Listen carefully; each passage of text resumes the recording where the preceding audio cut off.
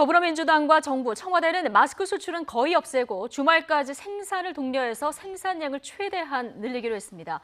민주당이 연일 신천지 때리기를 이어가는 사이에 야당은 대정부 질문과 상임위를 통해서 정부의 대책을 질타할 계획입니다. 취재 기자 연결해 보겠습니다. 조은지 기자.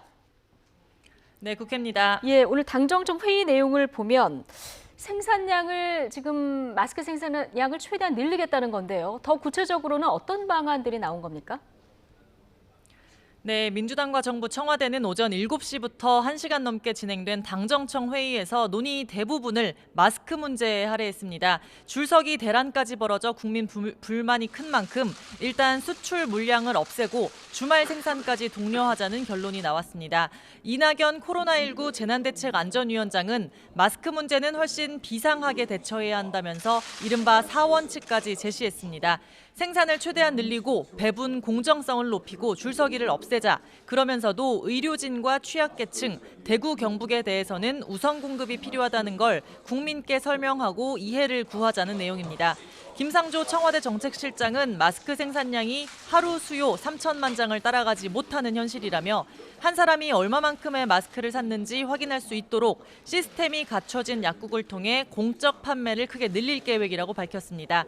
다른 약품처럼 마스크도 의약품 안전사용 서비스 정보 시스템을 공유하며 관리하는 방법을 뜻합니다. 오늘 당정청의 주요 내용 직접 들어보겠습니다. 수출 물량을 거의 없애거나 주말 생산까지를 독려하는 DUR, 국민의 의약품 정보를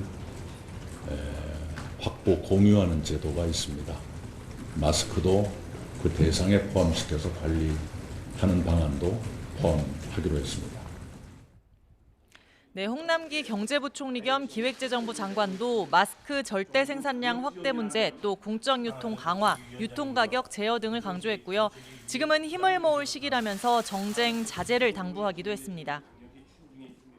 네, 정쟁을 자제하고 힘을 모아달라고 했는데 야당에서는 지금 코로나 사태로 공세 수위를 높이고 있는 상황이에요. 오늘 대정부 질문 마지막 날이죠. 네, 대정부 질문 3일째인 오늘 교육사회 문화 분야가 주제입니다. 역시 코로나 사태를 둘러싸고 야당의 강도 높은 공세가 예상되는데요. 이번 대정부 질문에 처음 나오는 유은혜 사회부총리 겸 교육부 장관에게 각급 학교의 개학 연기 상황부터 방역 대책 또 향후 학사 관리까지 질문이 집중될 걸로 보입니다. 추미애 법무부 장관에게도 야당의 질타가 예상됩니다. 코로나 확진자와 접촉해 자가 격리 중인 8천여 명에게 출국 금지 요청서 등기를 집배원들이 직접 전달하게 한 사실이 드러났기 때문인데요. 비대면으로 배달할 수 있는 준등기 방식으로 뒤늦게 전환했지만 야당은 안일한 행정처리라고 비판하며 벼르고 있습니다. 지금 열리고 있는 법제사법위원회와 문화체육관광위원회에서도 코로나 대응과 정책 관련한 각종 공방이 벌어지고 있습니다. 반면 민주당은 오늘도 신천지 때리기를 이어갔습니다. 이해찬 대표는 최고위원회의에서 검찰은 즉시 강제 수사를 통해 신천지 교단의 명단과 시설 위치를 하루빨리 확보해야 한다고 강조했습니다. 박광훈 최고위원도 신천지 대구 경북 본부에 대한 압수수색 영장이 검찰 선에서 반려된 건 납득되지 않는다며 시설을 감추고 명단 제출을 회피하는 건 국가 방역에 방해를 초래한다고 비판했습니다. 통합당을 향해서도 신천지와 정치적 이해관계가 없다고 말하는 것보다 행동으로 보여주는 게 맞다면서 유착 의혹을 또 거론했습니다. 지금까지 국회에서 YTN 조은지입니다.